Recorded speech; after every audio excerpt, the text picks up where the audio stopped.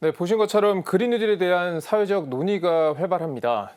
이 그린 뉴딜이 선언으로만 그쳐서는 안 될 텐데요. 제대로 실현하려면 어떻게 해야 할까요? 기후위기 비상행동 김선철 집행위원과 이야기 나눠보겠습니다. 위원님 안녕하세요. 안녕하세요. 예, 이 환경을 생각하면서 성장을 도모한다. 이 그린 뉴딜이 화두입니다. 정부의 기후위기 대응을 촉구해 오셨던 만큼 좀 감회가 남다르실 것 같은데 좀 어떤 심정이신가요? 우선 지금까지 정부가 기후위기 대응에 관해서 적극적인 정책을 내지 않았기 때문에 네. 이런 식으로라도 나온 거에 대해서는 반가운 마음 예. 분명히 갖고 있죠. 과거보다는 진일보한 것이고 예. 하지만 우려의 마음도 있습니다. 네. 어저께 그 정부 이제 하반기 경제 정책을 통해 가지고 그린 뉴딜 정책이 발표가 되었는데 이게 이제 그린 뉴딜 정책이 독자적으로 나오는 게 아니라 한국판 뉴딜에 디지털 뉴딜, 그린 뉴딜 그리고 휴먼 뉴딜 이렇게 이제 세 가지 축으로 네. 진행되는 것 중에 하나로 나왔죠. 네. 이제 여기서 그린 뉴딜이 이제 또 세 가지로 하나는 그 건물들에서 이제 나오는 탄소, 온실가스가 많은데 그걸 이제 줄이고 에너지 효율을 높이기 위한 그린 리모델링 중심으로 하는 그런 녹색 인프라 구축. 네. 이제 또 하나는 이제 녹색 산업 지원. 또 지금 있는 공장들을 이제 훨씬 더 친환경 녹색으로 전환하는 이제 이 프로그램이 있고 이제 세 번째는 신재생 에너지를 이제 확대하는 좀 이런 프로그램이 있는데 전체적으로 이제 탄소 배출 저감에는 기여할 것으로 생각이 되지만 가장 큰 문제는 파리 기후 협약이라든가 이제 국제 사회에서 이야기되고 있는 뭐 2050년 탄소 배출 제로와 같은 어떤 명확한 목표 그리고 거기에 어떻게 도달하겠다 좀 이런 부분이 좀 빠져서 아쉬운 게 있고요. 또 하나는 이것이 너무 일자리 창출, 경제 성장에만 초점이 맞춘 측면이 있기 때문에 어떤 그린 뉴딜이 가지는 그런 가치를 다 담아내지는 못하고 있는 것이 아닌가 이런 아쉬움을 갖고 있습니다. 방금도 잠깐 말씀을 해주셨는데 그러면 이 그린 뉴딜 정책의 핵심 좀 꼭 들어가야 할 내용은 뭐라고 보세요? 그것은 그린 뉴딜이라고 하는 그 이름에서 우리가 찾을 수 있을 것 같은데요. 이게 영어로 세 가지 단어로 이루어져 있습니다. 그린, 뉴, 딜. 그린은 녹색, 그러니까 지금 기후 변화를 이야기하고 있는 온실가스 배출을 최소화하기 위해서 대폭적으로 감축하기 위해 해가지고서 우리가 노력을 해야 된다라는 지향, 더불어 생태계와 생태 다양성을 보존하고 또 복원해야 된다라고 하는 그런 지향을 담고 있고요. 두 번째 뉴는 이 지금의 기후 변화, 기후 위기, 또 사회 불평등 이 모든 것들이 지금에 있는 사회 경제 체제에서부터 나온 건데 그렇기 때문에 이 사회 체제가 더 이상 지속 가능하지가 않다. 이런 과거와 단절하고 뭔가 새로운 사회상을 우리가 그려내야 된다라고 하는 그런 정신을 담고 있습니다. 하나의 예로 유럽 연합에서는 그린 뉴딜이라고 하는 그런 녹색 정책을 채택을 했는데요. 여기는 그린 뉴딜이라고 하지 않고 그린 딜이라고 했죠. 왜냐하면은 여기서 이제 어떤 새로운 사회상을 그리기보다는 이전에 있었던 지금의 어떤 이제 체제, 신자유주의자 경제적인 경제 체제에 기반한 전환을 꿈꾸고 있기 때문에 이제 뉴가 빠진 거고요. 그린 뉴딜이라고 했을 때는 그 뉴의 측면, 새로운의 측면이 들어가야 될 것으로 저희는 생각하고 있습니다. 마지막으로 딜인데 이 딜은 이 당사자들 간에 이루어지는 거잖아요. 그런데 지금 그 정부에서 나오고 있는 부분들은 이렇게 좀 정부에서 좀 일방적으로 정해서 좀 내려오는 측면이 있는 것 같고 실제로 미국이라든가 이제 다른 국가들에서 그린 뉴 딜 했을 때는 뭐 노동자, 농민, 시민들이 이제 적극적으로 참여를 통해 가지고서 같이 정책을 만들어낸 좀 그런 방식으로 되고 있는데 이 세 가지가 가장 핵심적인 요소라고 할 수 있겠습니다. 네, 더불어민주당은 이 그린 뉴딜 기본법을 추진하겠다고 밝혔습니다. 화석 에너지 사용에 대한 탄소세 도입 등이 거론이 되는데 위원님은 이 부분은 어떻게 생각을 하세요? 이 부분은 이제 저희 내부에서도 계속 토론이 되고 있는 부분이에요. 아직 합의된 부분은 없고 기후위기 대응 뭐 기본법으로 할 것이냐 특별법으로 할 것이냐. 그런데 지금 수준에서는 어떤 그 이제 그 법의 형식보다는 거기에 어떤 내용이 담겨야 될 것인가가 중요할 것 같고요. 탄소세 관련해서도 아직 좀 합의된 부분은 없어요. 탄소세는 기본적으로 탄소를 배출하는 당사자에게 책임을 지운다, 부담을 지운다라고 하는 그런 문제의식을 갖고 있고 상당히 긍정적이죠.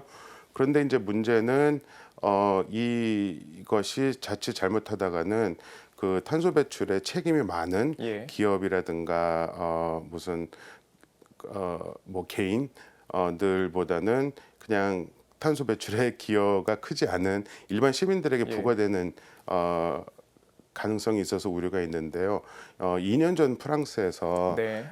유류세를 인상을 했었죠. 예. 이것이 이제 탄소세 인상, 탄소세의 일환으로 진행이 됐었는데 그때 이제 프랑스 시민들이 엄청 저항을 했습니다. 네. 노란조끼 시위를 통해서요.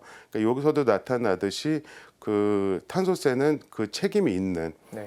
기업들 그리고 개인들, 사실 가난한 사람보다는 이제 집도 크고 에어컨도 예. 여러 대 떼는 집들이 이제 훨씬 더 탄소 배출을 많이 하잖아요. 그러니까 그런 식으로 갈 수 있는 방향으로 가야 하는데 사실 이게 이제 쉽지 않은 측면이 있고, 그럼 기업들은 또 법인세를 인하해 달라거나 이런 식으로 반대급부를 요구할 수도 있는 그렇죠. 측면도 또 빠져나갈 있고요. 네. 구멍들이 있어요. 예. 그래서 뭐 탄소세를 받는 대신 이제 예. 다른 데서 이제 세율을 인하하는 방식으로 그럴 수가 있고, 그렇기 때문에 참 아이러니컬하게도 해외에서도 보면은 이 대규모 그 화석 연료 기업들이 오히려 탄소세를 주장하는 그런 현상이 있습니다. 예. 자, 그리고 이 일부에서는 그린 뉴딜이 이명박 정부의 녹색 성장과 뭐가 다르냐 이렇게 말하는 사람들도 있습니다. 이 부분에 대해서는 어떻게 설명을 해주시겠어요? 저도 비슷한 의문을 가지고 있는데요. 예. 제 생각보다는 그 이제 정부 당국자의 예. 좀 견해를 풀어서 이야기를 해도 될 것 같아요. 지난 5월 20일이었나요? 그때 이제 처음으로 정부의 한국판 뉴딜에 예. 그린 뉴딜을 포함시키겠다라고 발표를 했을 때 그 브리핑에서 이제 기자들이 이제 질문을 하는데 네. 비슷한 질문이 나왔어요. 이제 과거 이명박 정부의 녹색 성장과 어떻게 다르냐? 네. 한마디로 지금 문정부에서 하려고 하는 그린 뉴딜이 무엇이냐?